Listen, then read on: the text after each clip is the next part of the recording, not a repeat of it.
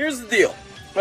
You guys know Spencer Rice, also known as Spenny from Kenny vs. Spenny, the TV show. We kind of flipped the script on him and kind of beat him up. Kind of beat him up pretty bad. All right, I am under attack, clearly.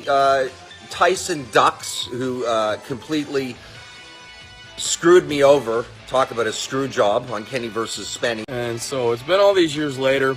I've decided to give him another chance, so Spenny has his comic book. I tried ordering this comic book. Comic book never came in. Never came in. So I ordered this thing, and I'm still waiting on it. It's been about a month, so I'm just here to let you know, just warn you, that I think the dude's just trying to scam people for money. I don't know if there is a book or not. He ordered my Hypno Bitch comic book and never received one. Well, I took a little bit of time and I went through all the PayPals.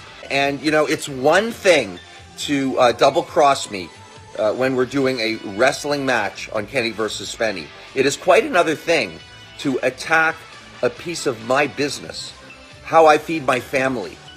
And that's what you're doing. So now I have to scramble and prove something that doesn't exist, because you know that you never ordered it. I know that you've never ordered it. Spencer Rice. Come on, man. You're better than that. It's very real. It's very good. It's selling. And I'm not going to let you stop that. Stop it.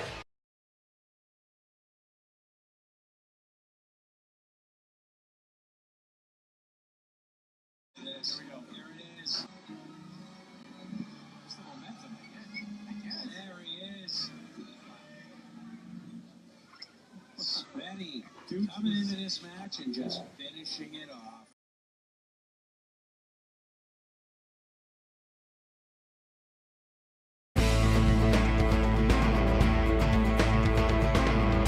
So I'm just really thrilled with my guest today.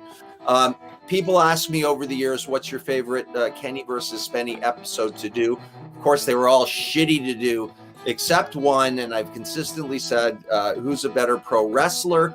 With me today was a person that I wrestled with. He taught me how to wrestle in that episode. Iron Sheik was in that episode. Of course, the Yarp Yarp Monster was in that episode.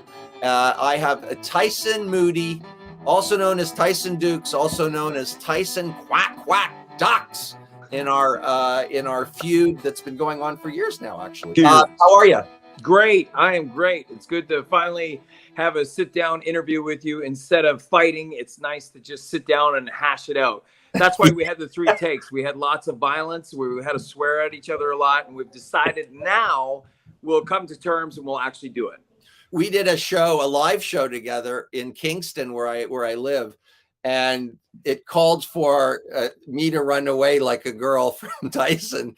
And I ran up into the bleachers. It was at Queen's University, some gymnasium. And I am in horrible shape, Tyson. Worse, much worse than when you worked with me, and it was bad then. I almost had a heart attack running. It was horrific. But so everyone's going to want you to talk about the Kenny versus Spenny episode, of course. So what were your thoughts of it? I mean, had you ever done anything quite like it? It was, I know I never had, but I loved the opportunity to work with you and Iron Sheik. And it was the first time I ever donned the tights and went into the ring. What was it like for you? This is the first time I've ever had to do something outside of professional wrestling, but inside pro wrestling that was entertainment first, wrestling second. And it was great. It was great because you guys did such a great job of making sure that I was protected as a combative, old school professional wrestler, but it was still entertaining. I caught, like, so many people come up to me, so many fans of Kenny versus Spenny talk to me and say, that's my favorite by far, my favorite episode, the Yarp Yarp, Iron Sheik doing terrible things to Spenny, all the blood. It's still, and it's, for me, I take a lot of pride in that episode. It was a lot of fun to do. And the blood, let's just talk about that for a sec, because that was I grew up with sort of 70s wrestling magazines where every cover was just, Ric Flair spit open, blood all over. I mean, every cover. And of course, it became something that wasn't, it was frowned upon, certainly by the WWE, maybe because of, you would know, was it hepatitis? Why did they stop doing that? Just, it was too grisly? You know what it was is they catered to a lot of children. After the fact of after the Macho Man, after Hulk Hogan, when it was Bret Hart's era, it was more of a family-based entertainment, and then they were rolling into shareholders, so people bought stocks in the company, and it had to be publicly traded, so they had to get rid of anything that was rated R, all their antics from the DX time, blood, women and stuff. They've had to tone everything down after the Attitude Era. Yeah.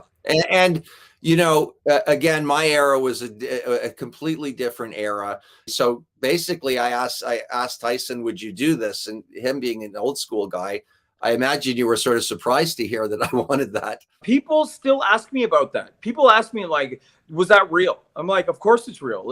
That's professional wrestling. What I did to Spenny out there was 100% real. And so to me, that's a real badge of honor. Like, nobody comes up to like a professional wrestler and wants to blade. When you're a young kid and you're starting out and it comes your turn to blade and get some color, a lot of them are real nervous about it. You were like a champ, man. You just said, hey, I want to do this. I want to do it. Well, when you grow up like I did, where literally my favorite wrestler was also someone I thought was real and scared the shit out of me, which was the original Sheik, where there was no even pretense of wrestling half the time. It was just straight to the fork or the pencil into the head.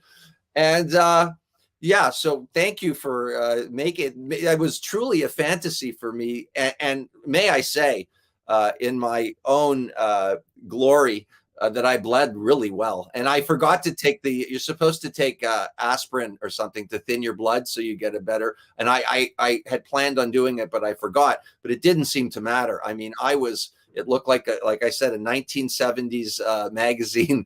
You know, yeah, it was so much fun. Thank God you didn't take the aspirin. I thought about that too, because we talked about that. You take an aspirin and you did, because you gave me that sunset flip, and it was just blood all over, like a horror movie, like a Tarantino film, just everywhere, all over me. I'm like, this is next level blood. So, you know, you did it like a champ, man. You did it well, but thank God we didn't have that aspirin. We would have had to take you to the hospital.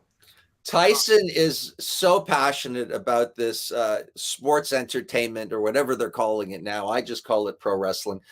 And I'm very curious to, you know, because we know each other, but not that well. We're always sort of working together.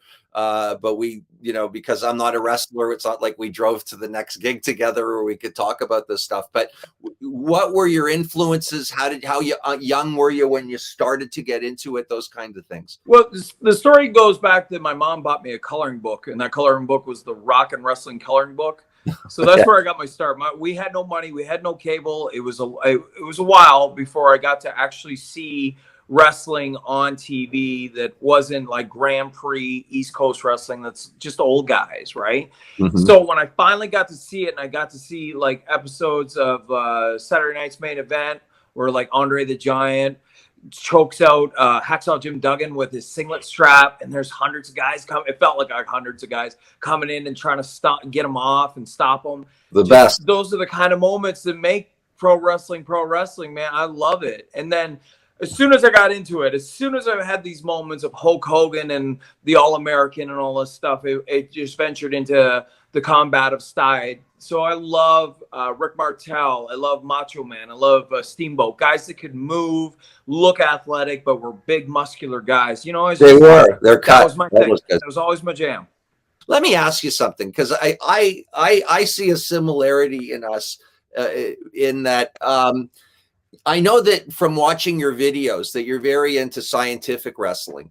And I think we traded a few texts about, I think, Billy Robinson, who I kind of discovered just fishing around on YouTube. I know on your videos that you do, Tyson, by the way, has a wrestling school. We'll talk about it at the end of the show. And he produces videos. He's the most amazing teacher, I'm sure, because he even taught me in one day and he suplexed me. So, and I didn't get hurt. So it was incredible. But I feel like that kind of wrestling isn't the most commercial. And I feel the same way about my music tastes, which is I love like old blues music, which isn't commercial. But we're such fans of, with me, it's blues, wrestling, whatever. But we're such fans of this thing that we go really deep into it. And often it just shows you how much you like it, because you're so deep into the science and all this stuff that is really way over the head of most audiences, don't you think? Yeah, you know what? It's the path. I always say that it's the path least taken, right? It's less taken than any other path when it comes to pro wrestling, because it's real easy to put on makeup and be a guy and wear a bra in the ring and act like like Yarp Yarp. It's real easy, and it's easy for people to remember obscure, absurd things, right? Exactly. Whereas I come from science and an educational form, which is a little harder to digest. Where does the entertainment lie for you in terms of the importance in the product?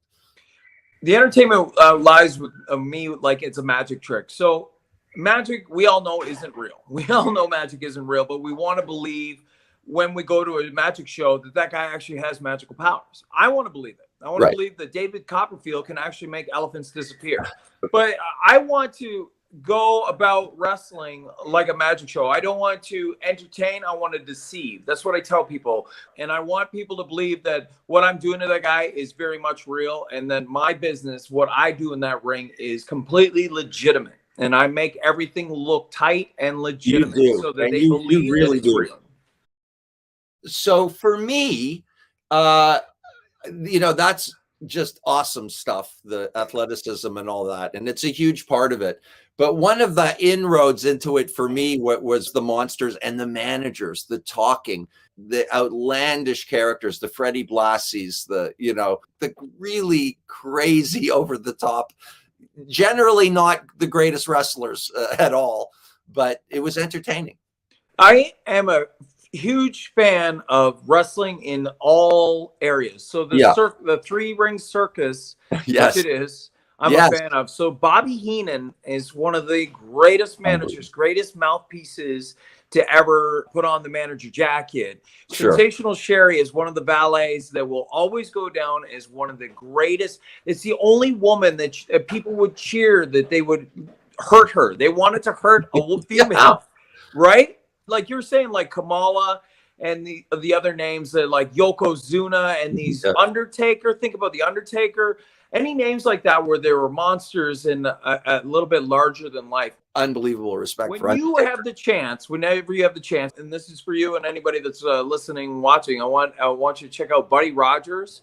Versus Haystacks Calhoun. Watch that match from Chicago. That is versus, dude. Oh, that's great. Okay. It's the best 10, 12 minutes of professional wrestling because it has the freak show, which is Calhoun is a freak. Sure. And then it's Buddy Rogers being the most scientific wrestler of the day and age. And he's got to work with this big man. Oh my God. Bro, you'll love it. Yeah. And the finish. I'm going to, as soon as we're done, in fact, I'm going to end the interview now just to watch it. It's really brilliant. And I do not know if it was the real finish of this match or if they had to finish it. Where was it? Do you remember? Chicago. It's awesome. I saw him in a place called Keswick, which is in Ontario. No way. Really small town. That night I met Bobo Brazil. Yeah. I met the Love Brothers, and they were totally in character when they were walking around giving autographs, which was amazing. I remember because I had an 8x10 of Bobo because he was my favorite babyface of all time, Bobo Brazil, when I was a kid. And I had his 8x10 that I bought as a souvenir, and it was the only paper I had. So when I saw the Love Brothers, I wanted them to get their autograph, and they looked at him and they pushed me away like, "You're not going to sign that guy's thing." Awesome. It was great. I saw you actually a Comic-Con, and one of the kiosks was a wrestling organization, which I don't remember which one, but they had a looping video. You were on the tape. And I think I called you from the Comic-Con, if you recall. Yes. Because it was you going off the top of the cage. Yes. In a suplex. Yeah. And it was one of the craziest things I've ever seen. And how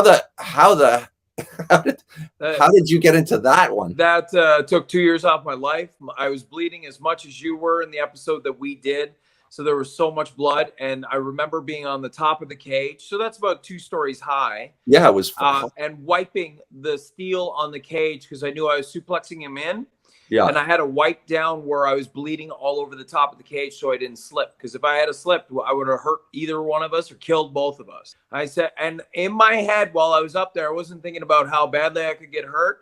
I was thinking, I'm so happy that I decided to wear long tights today so that I could mop up the blood on my tights so that I could get a grip on the fence to suplex him. Madness. It was a mad. I called you immediately saying, "Are you crazy, man?" Yeah, mad. You know, yeah, crazy.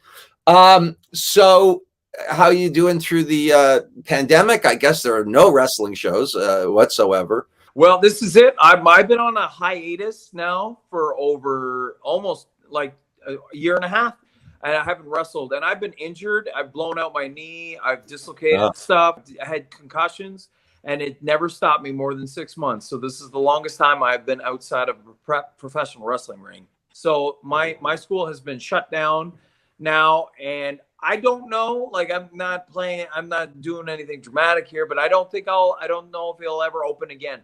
I'm focusing now on my YouTube, and I'm just going to mainstream that to the audience. I'm going to make everybody on a global level my wrestling students, and that's basically the undertaking we've taken is putting together more YouTube content instead of doing my school, because the school COVID has struck with us and has ruined us. It has ruined the school. I'm so sorry, but I'm excited about it. So tell people about the YouTube channel where how they can. You know what? When you have things that have the whole lemons and lemonade thing. There you go. You have to evolve, and that's the key to life. So my wife was the real goer here, saying you got to do something. You can't just sit around because you're not going to be able to do anything the way you used to. Right. So I started doing videos to entertain myself with my son, doing these wrestling tutorials and teaching people stuff. And I started to catch on a little bit. So we started a YouTube channel, and then that's caught on quite well. All you have to do is put in the search engine of YouTube. It's the first thing that'll pop up. You put in Tyson Dux, DUX. Okay. That's it. It's really why do you spell Dukes DUS? Everyone says Ducks. That's where I got the whole Ducks thing. Well, Tyson Dux, the crowd keeps shouting at Tyson. So. Yeah, of course, because that's the best part of it is that you do use the way it was. If you watch the movie Bloodsport, you'll see that Jean-Claude Van Damme's character, and I was a huge fan as a child, as Jean-Claude Van Damme played the role of Frank Dux. And Frank Dux was like a combat martial arts guy for real, in real life. Right. And so he did this Kumite, which is a Chinese tournament where it was no holds barred. And so he was Frank Dux in this, and it's spelled DUX. And then that was also brought up in the movie. Oh, Frank Dux. He's like, no, it's Dux. Look, it really great catching up with you. It's great seeing you, buddy. Hey, great. Anything else? Any say hi to your wife and your beautiful children, and then the next time I talk to you, I'm going to be angry at you about our feud. You know that. Let's just talk about our record very quickly. I believe I beat you. Don't start lying now. Don't start lying to the. Well, you should have been disqualified on Kenny versus Spenny. Would you at least agree with that? I'd say no. It's a rubber match coming up, good sir, because you won one. Yeah. And I definitely bled you out. And I won that one. So no, you didn't. No, you didn't. You had a bunch of you had Yarp come and Listen to me right now. I have built a professional wrestling ring and studio for my YouTube channel in my own house. Right. Oh, is that in your house? Address. And then you can come here. We can film the third installment of this rubber match, me and you, and post it online. What do you say about that? I need to talk to my chiropractor, my psychiatrist, my wife, my kids, everybody. Yep. Anyways, all the best, brother. I love you, and thank you for being a part of my life. And if anybody wants to meet a tremendous guy and who knows everything about wrestling and cares about it more than anybody I've ever met, check him out. Thanks, man. Thank you, brother. It's good to talk. All right. Spenny just finishing it off.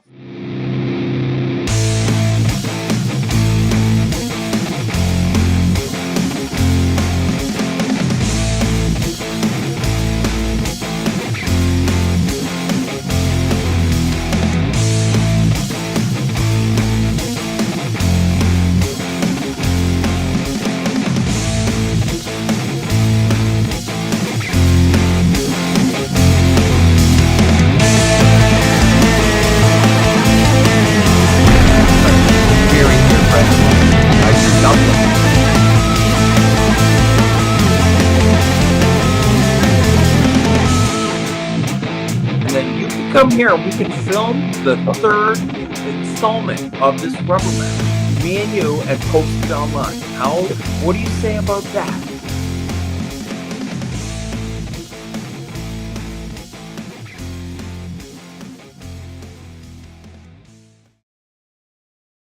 Stop it.